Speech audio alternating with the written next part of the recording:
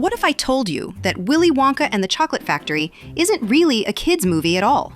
Underneath the candy coating is a story of temptation, control, and hidden darkness. We're going to be using tarot to explain the movie, and the movie to explain tarot. We'll cover all the hidden meanings, Easter eggs, symbols, and even some of the deeper stuff most people don't even realize. The movie opens with chocolate being poured, wrapped, and boxed up. It's tempting. It's absolutely hypnotic. You can't look away. But it's fake, because real chocolate would have melted under the lights. Oh, and that deliciously flowing chocolate river? It was just a mixture of water, cream, and cocoa powder that spoiled quickly and had a nasty odor. It smelled absolutely revolting. The actors had to pretend it was wonderful. They were desperately trying not to gag. Before we go further, let's clear something up. There are two versions of this story on film. The 1971 movie is the one I'm talking about here. It's called Willy Wonka and the Chocolate Factory. They used Willy's name in the title because Quaker Oats helped fund the movie. They wanted to launch a real Wonka bar. The 2005 remake with Johnny Depp went back to the book's original title. It's called Charlie and the Chocolate Factory. Both movies tell the same story, and it's darker than most people realize. Willy Wonka came out in 1971, and if you add those numbers together, they equal 9. The Hermit card is the 9th card in tarot, which is all about shining a light on hidden truths. Think of the Hermit as that wise guide in myths, holding a lantern and showing the path that's hidden from everyone else. And that's exactly what this film does when you look past the sugarcoating. This is where we meet Charlie Bucket. He lives in a cozy but run-down little house with his mom, who works herself to exhaustion. His mom is like the empress, caring and hardworking, doing everything she can to nurture her family even when she's worn thin. And then there are the 4 grandparents, who haven't left the same bed in 20 years.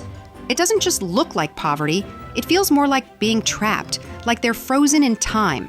The grandparents are like the 4 of Swords, stuck in endless stagnation, resting but not really living. But Charlie's different. He's pure innocence, like the Fool card, that first step into the unknown, hopeful and curious, even with nothing in his pockets.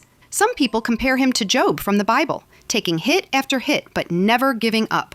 In mythology, he's like the humble hero, starting at the very bottom before fate pushes him into something greater. And when we look at archetypes, he's the innocent, the one tested by hardship but still holding on to hope. And that hope is what sets him apart, because while the other kids are ruled by their flaws, Charlie carries the one thing the factory can't manufacture: real hope. Then we move into the candy shop. The place is total chaos. There are kids climbing all over the counters, grabbing sweets, while the shopkeeper sings The Candyman. Charlie watches quietly from outside the window. That single moment says so much. The other kids are lost in temptation, but Charlie holds back, patient and humble. It shows us he's already stepping into the innocent archetype, the one who resists where others give in. This scene isn't even in the original book. It was created just for the movie. And later, Sammy Davis Jr. turned the song into a hit. And if you look really close, you'll spot a little mistake. A counterflap suddenly swings up and smacks a little girl right in the chin. But she doesn't break character. She just keeps going on as if nothing ever happened. What a little trooper. After watching all that chaos inside, Charlie heads home, still empty-handed. But as he passes the factory gates, the mood shifts. Meets a strange man pushing a cart of knives. His pale face, his cold stare, and then the chilling words, "Nobody ever goes in, and nobody ever comes out." And just like that, he's gone. This man used to creep me out when I watched the movie as a kid, and honestly, he still does. This moment feels like the moon card in tarot. It's about hidden danger, confusion, and the sense that things are not what they seem. It's also the first real warning that the factory isn't just about candy. Some people believe that the knife sharpener wasn't random at all, but someone placed there on purpose, almost like a test to see how Charlie would react. But we'll come back to that later. Then comes the big announcement that changes everything. Willy Wonka has hidden 5 golden tickets inside his chocolate bars. These tickets are the only way inside the mysterious factory, and the winners will receive a lifetime supply of chocolate. The world instantly loses its mind. Candy shops are overrun, people are pushing and shoving, and there are even stories of kidnappings and ransom schemes tied to the bars. It's complete chaos. Proof of how quickly greed can consume people. In tarot and numerology, the number 5 is all about upheaval and dramatic change. It's the perfect symbol here because this single announcement flips the world upside down. One by one, we meet the winners. Each winner represents a living archetype of the 7 deadly sins. First, there's Augustus Gloop, who embodies gluttony, always eating without any restraint. Veruca Salt represents pure greed, a spoiled heiress who's used to getting anything she demands. Violet Beauregard is pride personified, bragging nonstop about her gum-chewing record. Mike TV embodies a mix of sloth and wrath. Sloth because he's glued to his television all day, refusing to do anything meaningful. And wrath because his whole energy is harsh, dismissive, almost hostile, like he'd rather shoot at everything on the screen than connect with anyone in the real world. When you look at them through tarot, Augustus lines up with the 9 of Cups because it represents indulgence taken too far, never knowing when to stop. This card is all about indulgence. I want it all! More! I can't stop! Like the serpent in Eden, tempting each one into failure before they even step foot in the factory. Veruca fits the 4 of Pentacles because she's greedy and clutching at everything. This isn't enough. I want more. Nothing is ever good enough. I want it all. And nothing is ever enough for her. Violet is the Chariot because she's all drive and competitiveness, but it twists into arrogance when she pushes too hard, just to prove she's the best.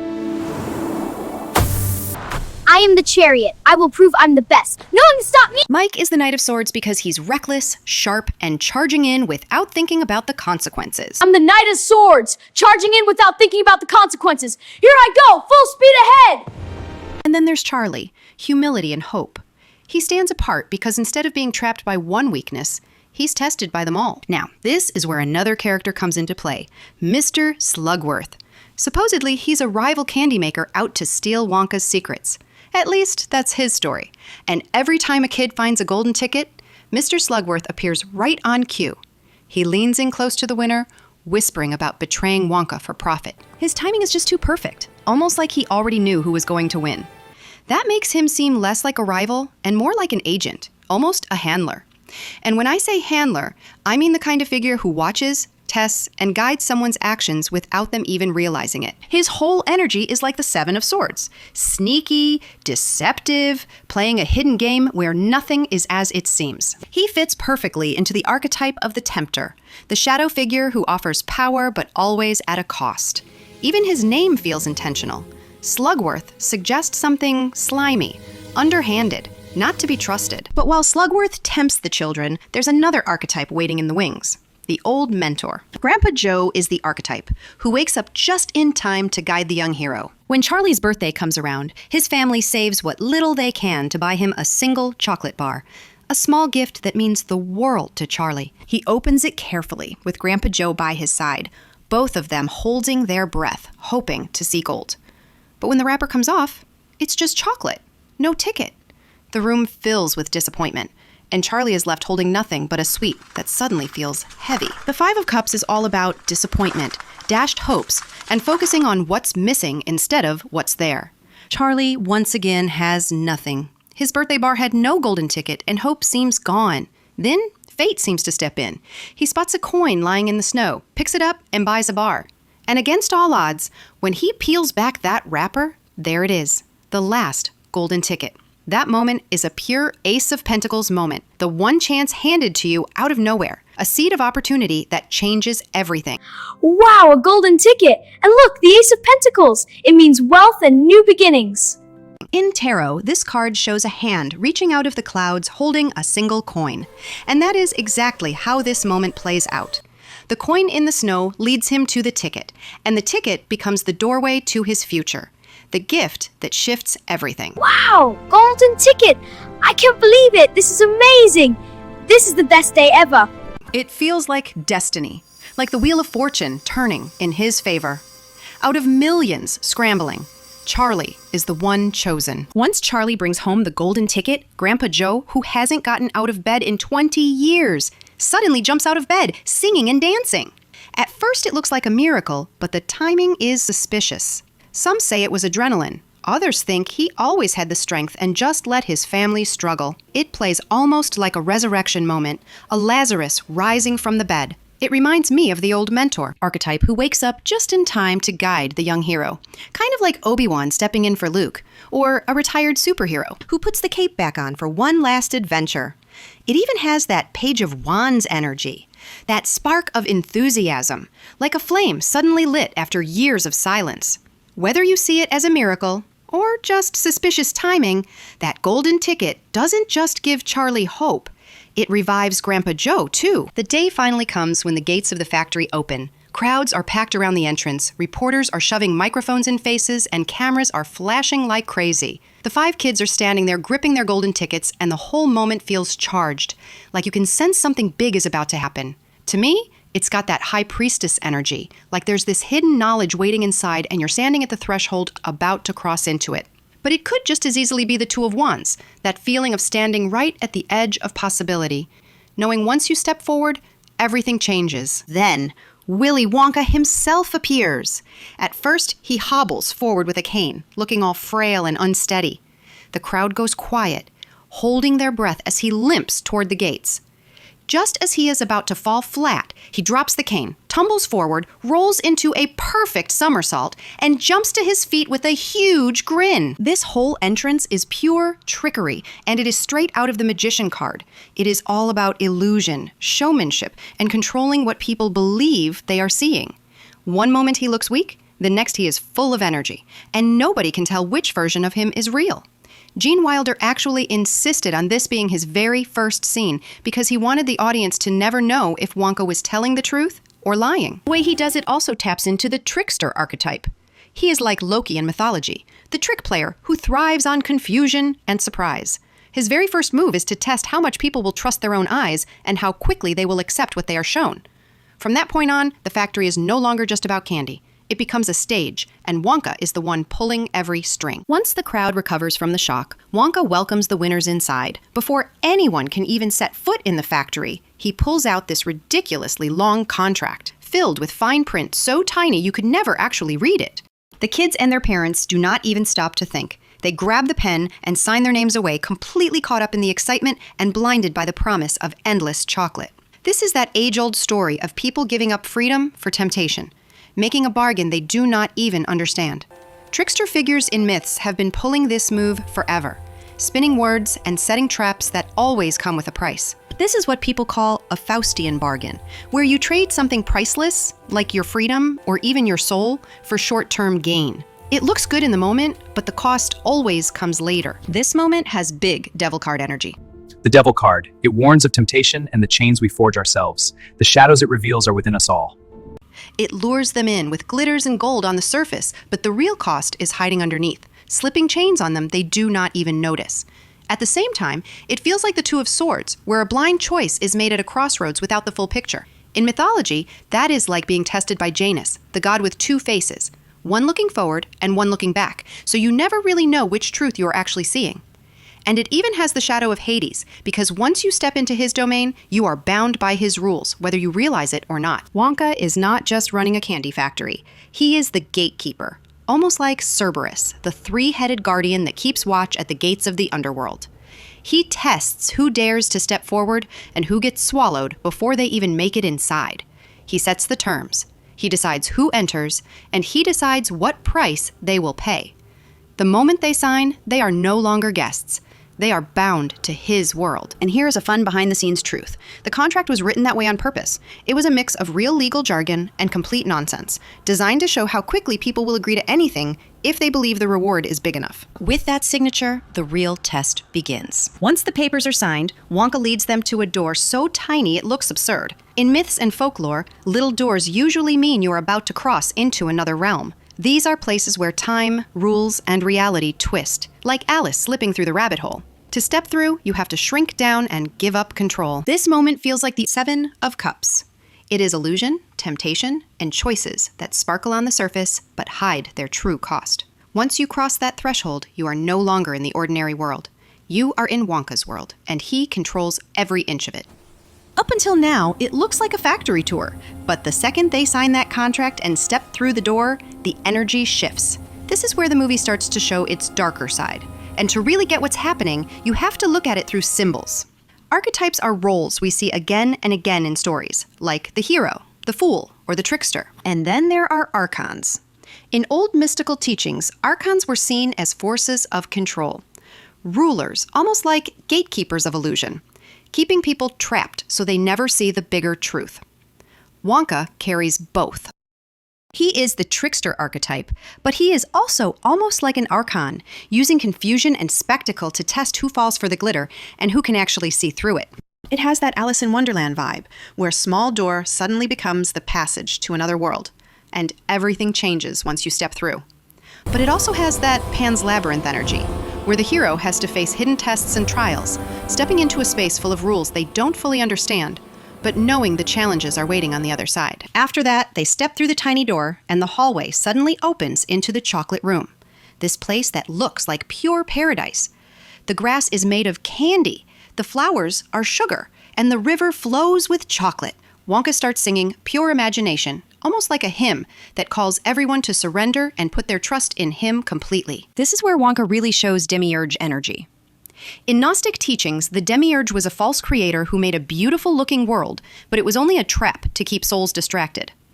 That's what this candy paradise feels like. Sweet on the surface, but it keeps everyone locked inside his rules. Temptation is everywhere, and Augustus cannot resist it. He kneels by the river, scoops the chocolate with his hands, and then leans in for more until he loses balance and falls straight in. The chocolate current pulls him through the pipe, and just like that, he's gone. It feels like Eden, a forbidden fruit moment. Augustus takes one taste too many, and that's it. He's gone. This is the Nine of Cups playing out, because that card is all about satisfaction, indulgence, and getting what you wished for. It can feel like having everything you ever wanted right in front of you. But if you push it too far, it turns into greed and overindulgence. That is exactly what happens to Augustus. He has what he wants, but he cannot stop himself. And his wish ends up becoming his downfall. And notice how quickly the Oompa Loompas appear. They don't rush to save him. Instead, they break out into their song about gluttony, like they've been rehearsing it all along. That makes it feel less like an accident and more like something Wonka planned from the start. Behind the scenes, that chocolate river wasn't so magical. It was water, cream, and cocoa powder that spoiled fast and started to stink. The actor who played Augustus said the smell was so bad, it put him off chocolate for years. After Augustus is gone, the group moves on. Wonka suddenly brings out a boat, and if you look closely, there are fewer seats now. Almost like he knew from the start that not everyone would make it to the end. They all climb in, and at first it feels playful, but the ride quickly changes.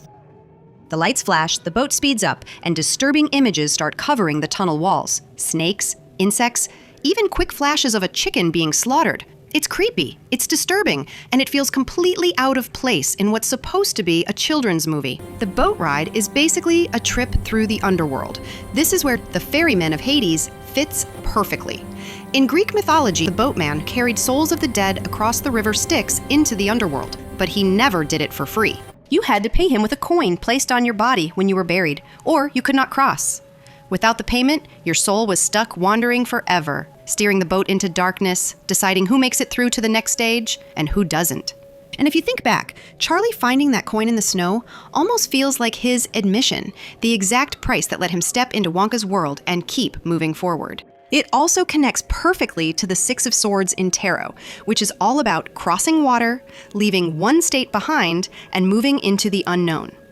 The boat becomes a symbol of transition, but it's not an easy passage. You have to surrender to the ferryman, trust the current, and face whatever waits on the other side. Wonka begins chanting in this strange, almost manic rhythm, saying things like, No earthly way of knowing which direction we are going.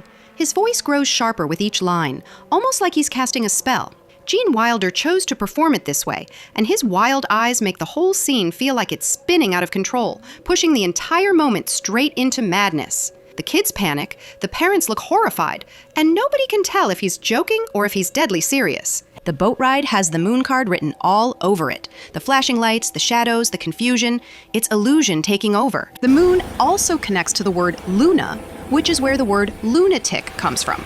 For centuries, people thought the full moon could drive people mad, pulling out fears and illusions. That's exactly what's happening here. Wonka's chant feels almost hypnotic, like he's stirring that lunatic energy, making everyone question what's real and what's just in their heads. Some people even connect this scene to real-world mind control experiments like MKUltra, where flashing lights and disturbing images were used to disorient and break people down. In that moment, Wonka isn't acting like a candy maker at all. He's acting like a psychological manipulator. This moment is pure chaos, and it feels like the tower, where everything that was stable suddenly collapses and fear takes over. At the same time, it has that nightmare energy of the Nine of Swords, where you feel like you're trapped in a vision that you can't escape, and you don't even know what is real. All of that together makes this scene feel like madness that is wrapped in a sweet but twisted nightmare. What makes this even more intense is that Gene Wilder never warned the kids what he was going to do. Their fear, their screams, those side glances, those were real. They weren't acting. As a kid, this scene creeped me out. And honestly, even now, it still does. After that wild tunnel ride, they finally step into the inventing room. This is where Wonka shows off all his strange experiments. Machines whirring, gears spinning, and candy that looks more like science than sweets. He brings out the everlasting gobstopper, a piece of candy that never runs out. He warns the kids not to share it, not to sell it. It's basically a test of loyalty disguised as a treat. This moment is full of temptation energy, like the devil card, where the real trap isn't chains, it's desire. The gobstopper looks harmless, but it's really bait, meant to see who can resist and who will give in. And it makes you wonder, was this whole contest really about candy, or was it always about control? And this is where Violet makes her big mistake. Wonka warns her about the gum, says it's not ready, it's not safe, but she doesn't care. She brags about being the world champion of gum chewing, pops it in her mouth anyway, and before long, she's swelling up like a blueberry. This reminds me of Strength Reversed, where confidence flips into arrogance and you lose control. It also feels like the Knight of Wands reversed, that reckless energy of charging ahead without thinking, wanting to prove yourself no matter the cost. And just like the tower, it all crashes down in an instant. Pride always comes before the fall, and Violet shows us exactly what that looks like. Behind the scenes, the blueberry suit was so stiff and awkward, the actress could hardly move. They really did have to roll her away, just like in the movie. Then we get to the fizzy lifting drinks. Wonka says, "Do not touch anything," and the moment he steps out, Grandpa Joe leans in and says, "Let's try it." They sip, and they start to rise. At first it is fun, and then it turns into panic as they float higher and higher toward those giant spinning fan blades. It looks playful, and it suddenly becomes deadly. They only save themselves by burping until they drift back down. It has that hanged man feeling, suspended and helpless, until you surrender and let go. And there is a brush of judgment in there too, a close call that forces them to face what they just did. What hits hardest is that the person Charlie trusts most is the one who tempts him to break the rules. And here's the theory angle. Why are the drinks left out in plain sight? Why does Wonka leave at the exact moment a kid would grab them? Why is a huge industrial fan spinning right above a room full of floating gas? Later, Wonka uses this exact incident to disqualify Charlie. So it plays like a trap, a setup, to see who will slip and then pay for it. Quick movie truth. This whole sequence was created for the film. It is not in the book. The floating was done with wires, and if you watch closely, you can catch a few logic gaps. No one mentions the sticky clothes. No one questions where they went. And the danger just resets like nothing happened. It is a perfect example of how this factory looks like fun and is built like a test. Next stop is the golden egg room. Huge geese are sitting in nest, laying eggs made of solid gold. Each egg is weighed on a giant scale that declares it either good or bad. And of course, Veruca decides she has to have one. She stomps. She sings, "I want it now." She throws a full tantrum, and she climbs onto the scale herself. The machine instantly declares her a bad egg. This is justice playing out in real time. She is literally being weighed and judged, and she fails the test. In tarot, justice is not just about fairness. It is about truth being revealed no matter how much you try to hide it. Veruca's greed is exposed for what it really is, the ultimate display of greed. Nothing was ever enough for her, not even golden eggs. There is also the question of the machine itself. How does it know who is good or bad? Was it ever about the eggs, or was it designed to judge the children all along? And behind the scenes, the animatronic geese were stiff and clunky in real life, even though they looked believable on camera. And when Veruca dropped through that trapdoor, it was a real wooden set piece. The actress hit it hard and even got bruises from that fall. So it looks fun and silly on the surface, but once again, it is a carefully staged elimination. One more step in what looks less like a factory tour and more like a test chamber. Now we get to the television room. Wonka shows off his Wonkavision machine, bragging that it can teleport a giant chocolate bar across the room and beam it straight into a TV screen. The kids are amazed, but Mike TV, who already lives glued to his television, only sees one thing. He wants to try it on himself. Wonka warns him it's dangerous, but Mike doesn't care. He steps onto the platform, gets zapped into the air, and reappears, shrunk down to a tiny size inside the TV. Everyone laughs at how small he is, but the truth is, this isn't funny at all. It's a dangerous obsession with technology taken too far, and it shows how quickly curiosity turns into something you can't undo. This whole scene has the energy of the Page of Swords. That card is all about curiosity and eagerness to try new things. But it also warns about immaturity and not thinking before you act. That is exactly what Mike does here. He jumps in without caution, ignoring every warning. This is pure Page of Swords energy. Curious, eager, but way too immature to see the danger. Mike jumps in head first without thinking, and that curiosity traps him in his own choice. But once he's zapped, he also becomes the Eight of Swords. That card is about being trapped by your own choices, stuck in the very situation you created, and not seeing a way out. Mike literally puts himself in this trap, and now he's stuck with the consequence. In mythology, this is pure Icarus energy. He was warned not to fly too close to the sun, but he ignored it, and his wings melted, sending him crashing down. Mike does the same thing. He flies too high, chasing excitement without listening, and it becomes his downfall. And here's where it gets interesting. Some people think this whole Wonka Vision demo wasn't just about candy at all. It mirrors real-world experiments with media and mind control, the kind of social engineering where screens are used to shape behavior and control how people think. Flashing lights and addictive technology pull people in, shrinking attention spans and keeping them hooked. Mike becomes the warning sign, showing what happens when you give yourself fully to the screen and let artificial light consume you. The effect was done with giant props and split screen. The chocolate bar goes through the machine and ends up bigger, while Mike steps in and becomes smaller. It does not really follow any rules, but that is the point. Wonka Vision bends reality however Wonka wants it to, making the whole thing feel more like a setup than a wonder of science.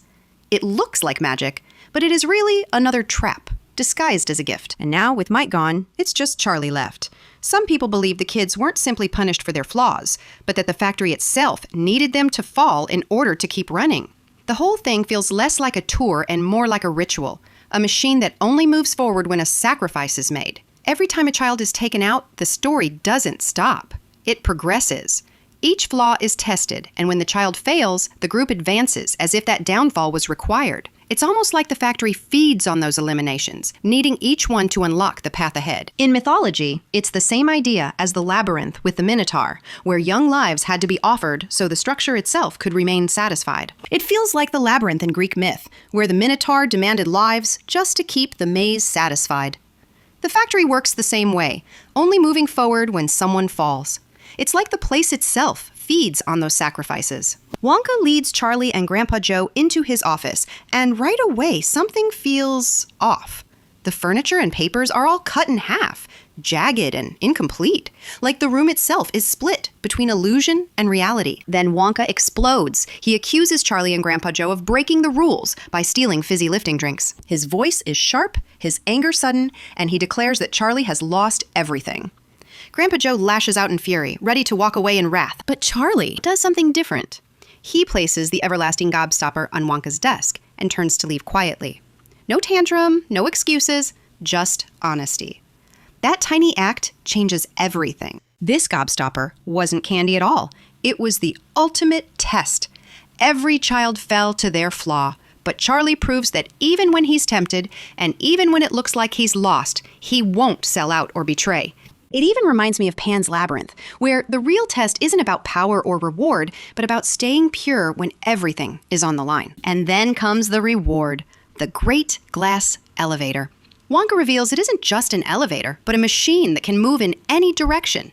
And with Charlie inside, it blasts upward, crashing through the factory roof and into the sky. It's not just a fun ride, it's ascension, literally rising above everything they've been through. It feels like the world card. The fool's journey finally complete, the cycle of tests over at last. But here's the lingering question.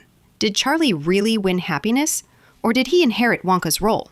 If every elimination was planned, if every accident was a setup, then maybe the prize wasn't freedom at all. Maybe it was the weight of becoming the new Trickster, the new master of illusion. carrying on the same cycle of tests and traps inside this candy-coated labyrinth. Willy Wonka and the Chocolate Factory isn't just candy and songs, it's a test, a trap, and maybe even a warning. Thanks for joining me on this chocolate tour and going down this rabbit hole with me.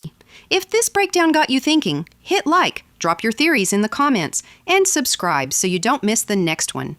And if you enjoy this kind of breakdown, make sure to check out my other tarot and movie deep dives, like The Matrix, The Shining, and Terminator 2 Judgment Day.